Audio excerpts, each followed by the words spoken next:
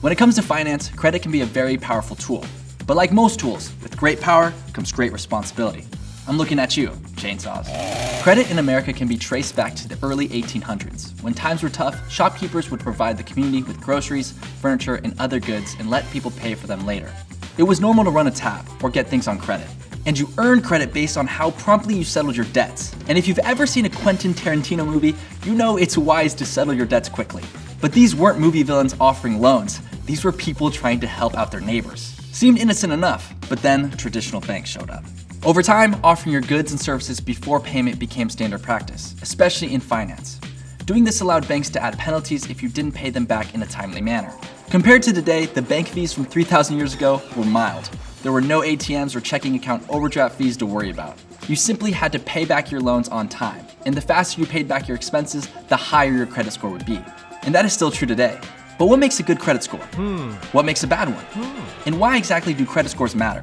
Credit scores range from 300 to 850. Ideally, you want your credit score to be at least around 650, but the higher the better. When you first start out, your score may be closer to 300 or 350. But if you started building your credit history before turning 18 with STEP, you will be ahead of the curve and not starting at the bottom trying to build your score. Want to make it higher? Here's how.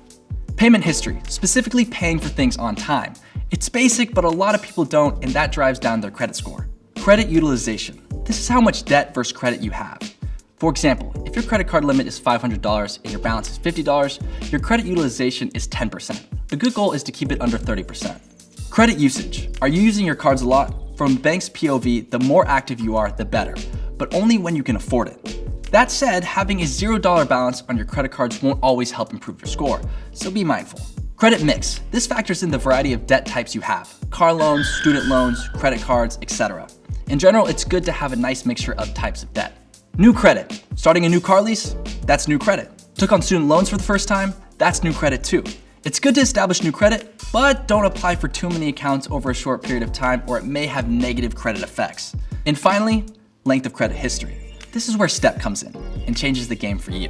Traditional banks offer accounts to adults who are 18 and older, but STEP allows people under the age of 18 to open a bank account and begin building credit history. This will help give you a leg up when you turn 18.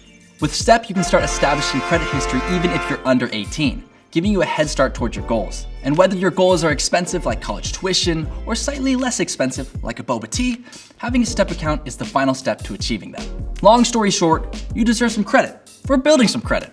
Here's how to do it with STEP. Having a positive credit score saves you money on things like cell phone plans, car insurance, student loans, and rent. Banks will see you as a reliable buyer and give you better prices on loans as a reward. Insurance companies will assess your risk based on how well you handle money and give you a better deal on plans you need. Plus, having a positive credit score will allow you to bypass annoying security deposits and upfront costs on things you rely on. On the flip side, a negative credit score can make our basic needs difficult to come by and more expensive than they should be. You will be seen as a riskier buyer and will be forced to pay higher premiums on things like car insurance or be asked to put down a security deposit for a new phone. Not ideal.